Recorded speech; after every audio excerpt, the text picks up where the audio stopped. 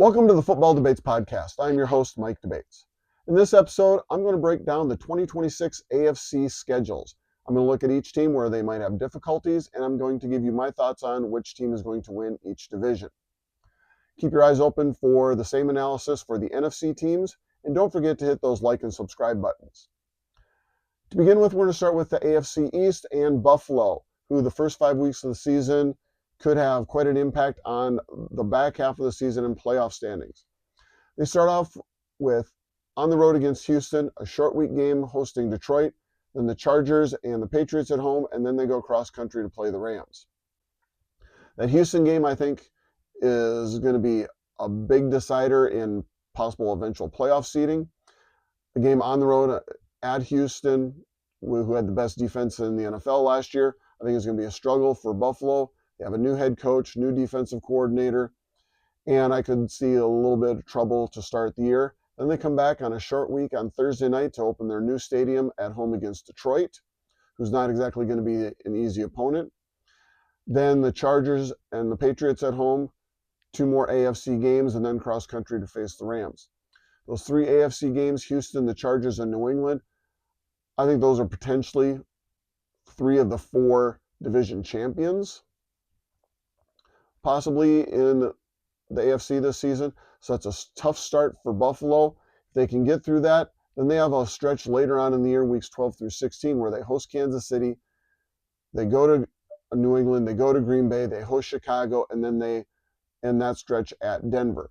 Another stretch, three key AFC games, Kansas City, at New England, at Denver. That, again, could determine playoff seedings. Kansas City and Denver both fighting for potentially the AFC West division crown. The game at New England, I think by that point we're going to have a good idea where both New England and Buffalo sit as far as claiming the AFC East title. And that stretch is going to be quite a challenge for Buffalo. At Green Bay is always going to be a difficult game. And then Chicago at home, I think Chicago is going to be better this year, and I think that will be a challenge for Buffalo. I think they're going to have a good season, but these are a couple of stretches to watch for difficulty. Next, we have Miami, who also has a new head coach. They have a new quarterback, new running back, and an unknown group of wide receivers. They're definitely in rebuild mode, so early in the season they could have some difficulty with a game cross-country at San Francisco, Kansas City at home, at Minnesota, and then hosting Cincinnati. San Francisco game it's early in the year, so San Francisco might have everybody healthy, who knows. Then they have Kansas City at home, which if Mahomes is playing, I think is going to be a challenge for the Miami defense. At Minnesota, this is a game that potentially the Dolphins could win. Minnesota has a very good defensive coordinator and a good defense, but they made a lot of changes. Who knows who's playing quarterback for Minnesota? Even though the Vikings Stadium is a tough place to play, I think the Dolphins could get a win there. And then Cincinnati early in the season, I think Cincinnati could be one of the better teams in the AFC, assuming everyone stays healthy. Then they get into the back end of the schedule where I think Miami is going to have a lot of difficulty, and is the part of the schedule that I think could have Miami pushed up and picking early in the 2027 draft. They host New England and Detroit back-to-back. Then they go to Indianapolis. By the middle of the year, I think Indianapolis is going to be better. Daniel Jones hopefully will be back from his Achilles injury. Then they go to Buffalo and host the Jets.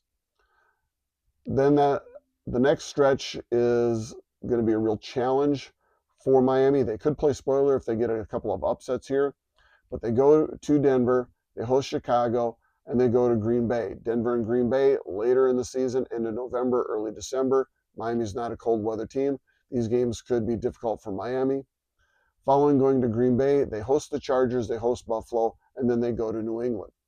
These three games could affect the AFC playoff picture, who's going to win what division, playoff seeding. Even though Miami, I don't think, is going to make the playoffs, they get a couple of upsets in this part of the schedule. They could make things interesting for the rest of the AFC. New England, weeks 1 through 4, I think are going to have an impact on the long-term playoff picture. The Patriots have a quote-unquote Super Bowl rematch at Seattle. I don't think it's a true Super Bowl rematch because both teams have lost players and coaches, so it's not the same teams that played in the Super Bowl. but the NFL likes to push it that way. But on the road, cross country at Seattle first week, then they play Pittsburgh at home, then they go to Jacksonville and Buffalo. Pittsburgh, Jacksonville, and Buffalo, 3 AFC teams right in a row. Jacksonville, Buffalo on the road. Last year, the Patriots lost the number 1 overall seed by hosting the Raiders and losing in week 1. They ended up having the same record as the Broncos, but because of that early loss to the Raiders, the Broncos had a slight edge. That got Denver the number 1 overall seed.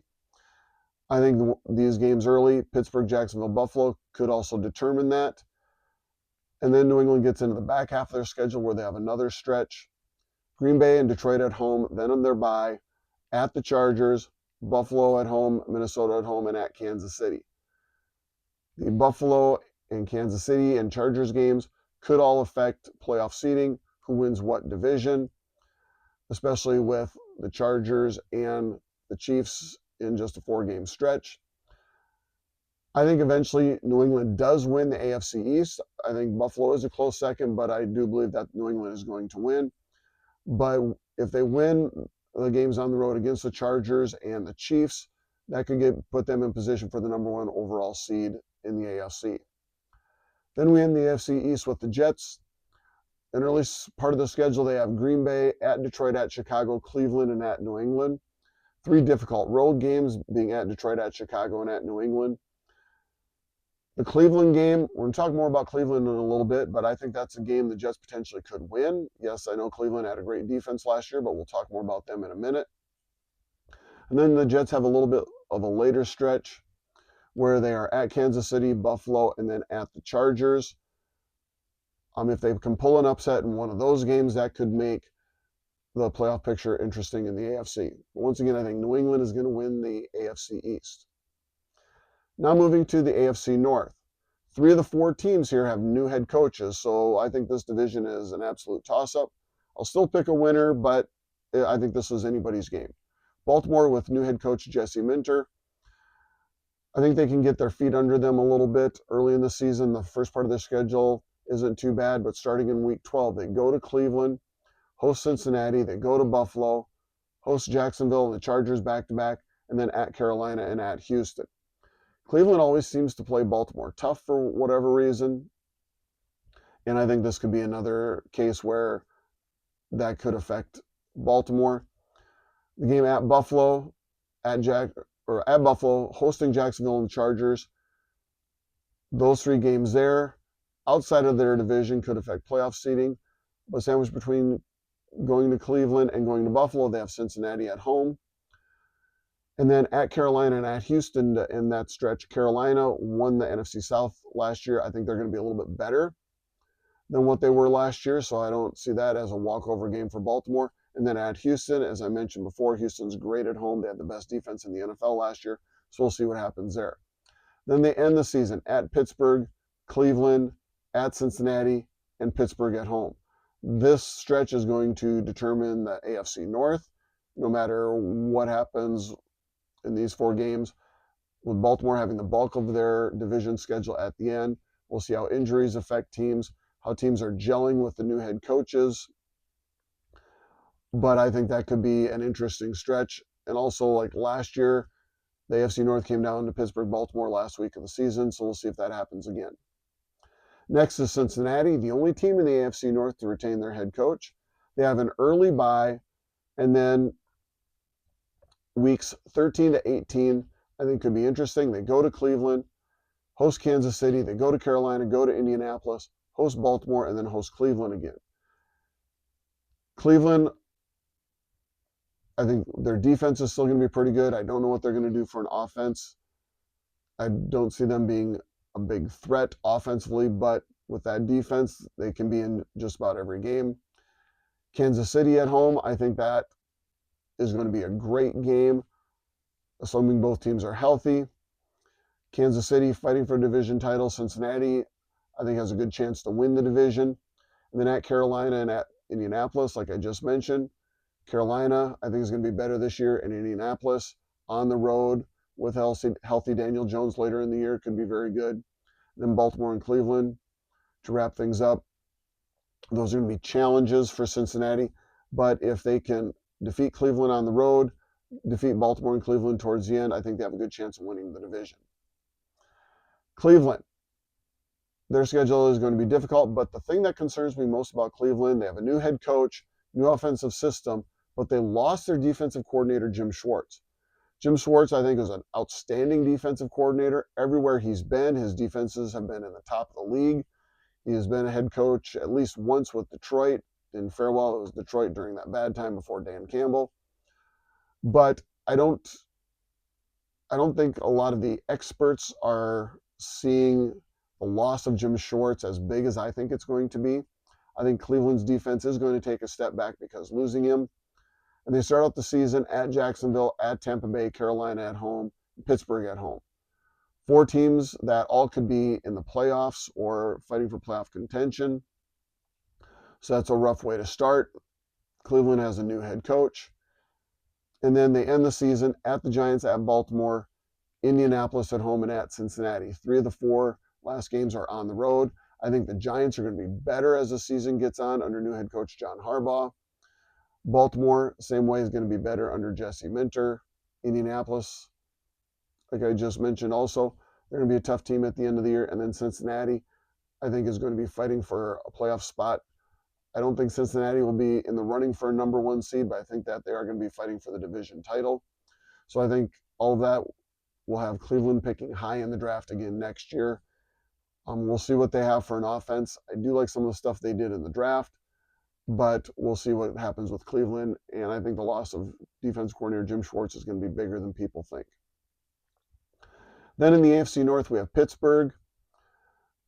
They start out at New England in week 2, at Cincinnati at home, then at Cleveland, Indianapolis, then at Tampa Bay. That could be a little bit of a difficult early stretch, but with 4 AFC games, 2 division games, that could have long-term playoff implications. The bye in week 9, and then they close the season at Cincinnati, at Philadelphia. Philadelphia, I think, is going to be up there again. Cincinnati, if everybody's healthy, is going to be good. Then they go to Denver, host Denver, host Houston, 2 playoff teams, 2 division leaders possibly, at Jacksonville, Baltimore, Carolina, at Tennessee, at Baltimore. Very difficult second half of the schedule, I think, for Pittsburgh. I think that they possibly could end up losing all of those games in the back half of the season. I also think they potentially could win all those games. Mike McCarthy, the new head coach, he's the offensive version of Mike Tomlin, who they just got rid of, with Aaron Rodgers now back on the team. I think Pittsburgh is going to be better. I think their offensive weapons are better if their defense can stay healthy. A lot of their defensive players are getting older. I think that they could be fighting for the division title, but I could also see a scenario where they struggle in the back half of the season and fall out of playoff contention. So we'll see what happens there. But road games at Cincinnati, Philadelphia, at Jacksonville, at Tennessee, and at Baltimore could be a stumbling block. I think the game at Tennessee could be a potential trap game. I think under new head coach Robert Saleh, the Titans will be better at the end of the year than at the start of the year. And I could see them pulling possibly an upset there. But Pittsburgh, not really sold on them being a division champion. Possible playoff push. It depends on how well they play in that back half of the season. Overall, I'm going to give a slight edge to Cincinnati to win the AFC North because they retain their coach and if everyone can stay healthy. I don't like that Cincinnati didn't do much addressing the protection issues in front of Joe Burrow. If he goes down, I think this division then falls to Pittsburgh or Baltimore. But if everybody can stay healthy, I think Cincinnati edges out this division. AFC South now. I think this could be more competitive than a lot of people are expecting. We're starting with Houston. They start off with Buffalo, Cincinnati, at Indianapolis, and Dallas. 3 of the 4 games are at home. Buffalo and Cincinnati at home. Could have long-term playoff implications. I think they catch Indianapolis early on the road, and Houston will win that one. I think the Dallas game is going to be big for Houston, the Battle of Texas, and if they can shut down that potentially very good Cowboys offense, that's going to go a long way to have them having the best defense in the NFL again. Then weeks 9 through 13, at the Chargers, at Cleveland, Indianapolis, Baltimore, and then at Pittsburgh. Cleveland and Pittsburgh are starting to get a little bit later in the season. Houston's a dome team. Those could be a little bit cold weather games, could affect them. But 5 straight AFC games could determine playoff seeding.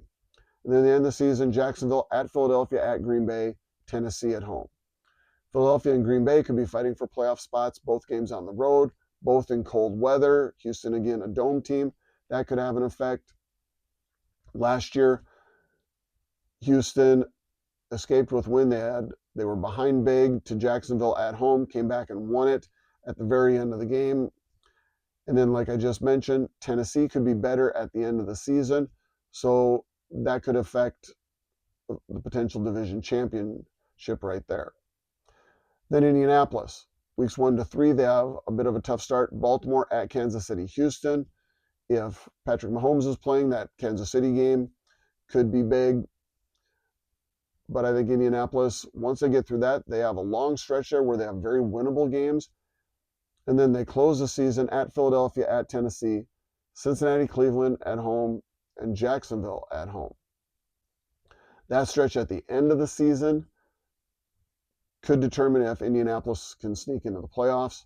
With AFC games against 4 of those teams, that could jostle the rankings if they get an upset against Cincinnati, or if they get a win against Jacksonville, that could determine playoff position. Jacksonville Jaguars in weeks 1 through 6 have a bit of a tough start. Cleveland at home, I think Jacksonville will probably win that one, maybe kind of easily.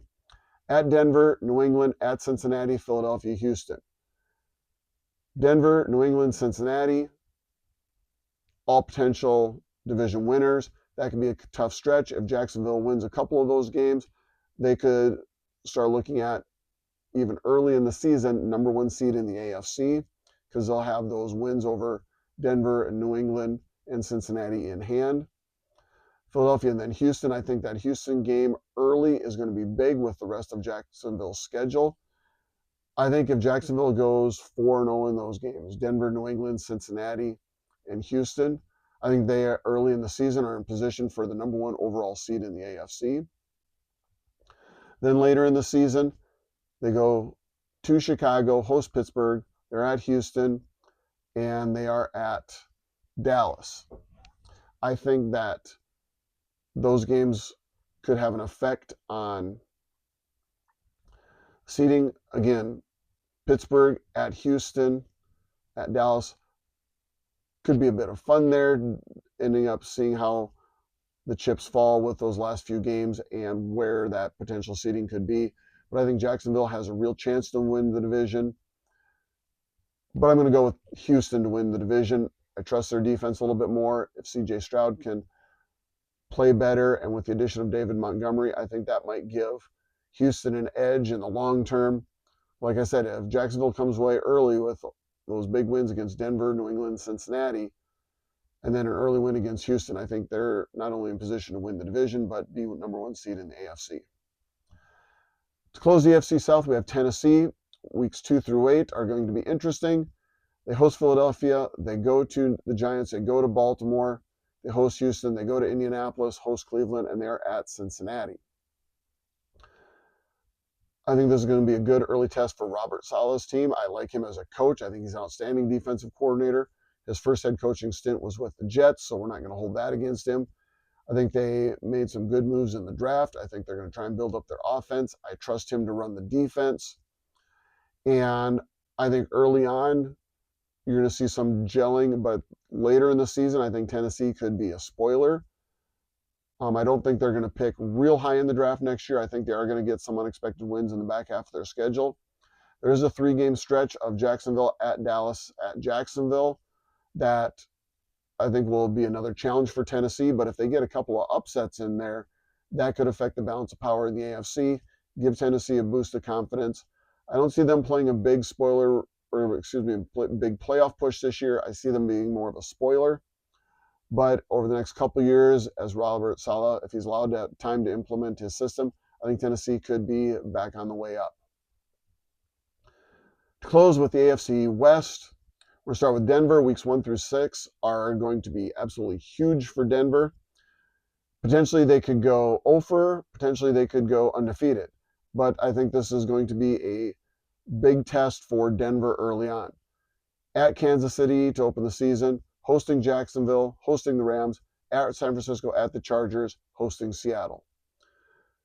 Game at Kansas City, we'll see if both Bo Nix and Patrick Mahomes are 100% coming off injuries from last year, or it could be Justin Fields and Jarrett Stidham playing. Who knows, but I think that'll be a very interesting game. And if the backup quarterbacks are playing, it'll be interesting to see how that game is played. Jacksonville at home early for Denver. Like I mentioned with Jacksonville, big-time playoff implications, plus number 1 overall seed. The Rams are going to be a tough one for Denver. The Rams are many people's favorite to win the Super Bowl next year. At San Francisco, at the Chargers. Another 2 big games, a division game against the Chargers, and then home against Seattle. Very tough start to the season. If Denver goes at least 3-3 or better, I think that will help them long-term as the season goes along, because from week 6 to 16, there aren't a lot of big, difficult stretches. A game here, game there that could be difficult. But they end the season, Buffalo at home, at New England, hosting the Chargers. Those last 3 games could affect the AFC East playoff race with Buffalo and New England back-to-back, the AFC overall playoff seeding, and the AFC West could come down to the Chargers-Denver game in Denver late in the season. So I think the end of the season will be very interesting in the AFC. But the middle part of Denver's schedule doesn't look too bad. So if they can do well early, they may be able to take control of the AFC. If they struggle early, once they get week 7 on, that can be an area where they could try to make up some ground on other teams that have more difficult middle of the season schedules. Kansas City, an early bye. I think that will help Mahomes get his feet back under him a little bit. But then that sets up for a long stretch later. Week 6 through 8, they host the Chargers. They go to Seattle and go to Denver back-to-back. I think that could be a difficult 3-game stretch, especially in Seattle, in Denver back-to-back. I think one advantage Kansas City will have when they go to Denver is they're going to be practicing for about 2 weeks on silent snap counts and dealing with difficult crowds. So I think the crowd in Denver might not affect Kansas City as much. But then they end the season weeks 12 to 17 at Buffalo, at the Rams, at Cincinnati, New England, San Francisco at home, and then at the Chargers. At Buffalo, at the Rams, at Cincinnati. Tough 3-game stretch. The Buffalo game, I think, is going to be a battle. The Rams, I think, is going to be an interesting game because Kansas City's 2 starting corners from last year are now the 2 starting corners projected for the Rams. So that could be a little bit of a battle. A lot of people said Rams' weakness last year was their secondary. It cost them in some games, especially late in the year. If they shored that up, those Kansas City players might have a little bit more interest in beating Kansas City, especially if it's a home game for the Rams. At Cincinnati, Joe Burrow, Patrick Mahomes, assuming both are healthy. I think it'll be a fun game to watch. New England at home, San Francisco at home. We'll see who San Francisco has left standing, or if they have another season beset by injuries. But either way, I think that's going to be a good battle. And then the Chargers, back-to-back weeks, the Chargers have Kansas City and Denver. I think that will help determine the AFC West. Las Vegas, Kansas City at New England, Buffalo, and the Rams are just a start of a stretch of games from weeks 4 through 16, basically, that are just going to be absolutely killer for the Raiders. I think Kirk Cousins starts the season. I think they let Fernando Mendoza develop, especially when you consider Clint Kubiak's offense coming from Seattle. You can see how they ran that offense. Sam Darnold was under center all year. Fernando Mendoza took 5 snaps in his college career under center. So he has a lot to learn about getting away from the line of scrimmage, getting used to having his back to the defense when handing the ball off or on the play action fakes. So I think Kirk Cousins is going to be the starter. But you have that stretch. Kansas City at home, at New England, Buffalo at home, the Rams at home. Then they go across country to the Jets, and then on the road to San Francisco, followed by Seattle, and then at Denver, at Cleveland. Then they finally get their bye. At Denver, at Cleveland, you're starting to get a little bit more cold weather. That could affect the Raiders, who now play in Las Vegas in the Dome. But having San Francisco, Seattle, Denver, and Cleveland, four very good defenses, of course, assuming everybody's healthy, but four very good defenses right in a row. I wouldn't want to put Fernando Mendoza through that. Then they have their bye week. I can see after their bye, the last few weeks of the year, potentially at that point allowing for Mendoza to start and then having Cousins mentor him. But the end of the season,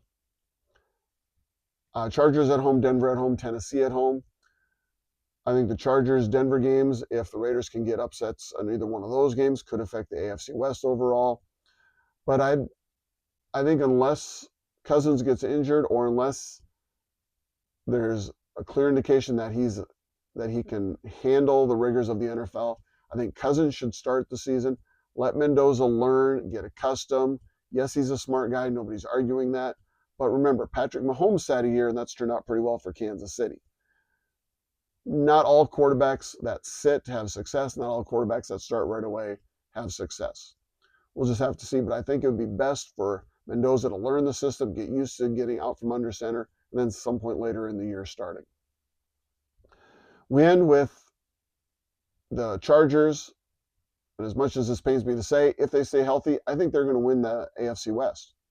They lost their defensive coordinator, Jesse Minter, who is now the head coach in Baltimore. But they picked up former Miami Dolphins coach Mike McDaniels. And he's an offensive mind. I think he's going to open up the Chargers offense more, which personally as a Broncos fan, I don't want to see. But I think the Chargers have a very good chance to win the AFC West, assuming everyone stays healthy and assuming that Justin Herbert doesn't get sacked another 50-plus times. They lost both of their starting offensive tackles early in the year. If they're back healthy, that shores up two spots on the offensive line. They signed one of the top centers available, and they drafted a center from Florida who they have projected at one of the guard spots. So right there, four, in a sense, new offensive line starters. The Chargers played 18 games last year. They had 18 different starting offensive line combinations. As a former line coach myself, that's a recipe for disaster. That offensive line unit needs to work together, and by changing out one guy every week, there's no chemistry, there's no cohesion, there's stuff that's going to be missed, and Herbert was sacked, I believe, 54 times last year. That's the result of that. If their offensive line can stay healthy, their running back last year, Omarion Hampton, was banged up. I think that their defense will be maybe take a little bit of a step back from Jesse Minter, but I think their defense is going to be good. They added some pieces in free agency and the draft that I think are going to improve their defense, but I think the Chargers have a good chance to win the AFC West. Again, we'll have to see what happens with injuries. Their whole offensive line was decimated last year. Patrick Mahomes got hurt. Bo Nix got hurt at the end of the season. I don't see Denver going 11-0 in close games again. I think they're going to take a step back a little bit that year, and I think that opens things up for the Chargers to win the division.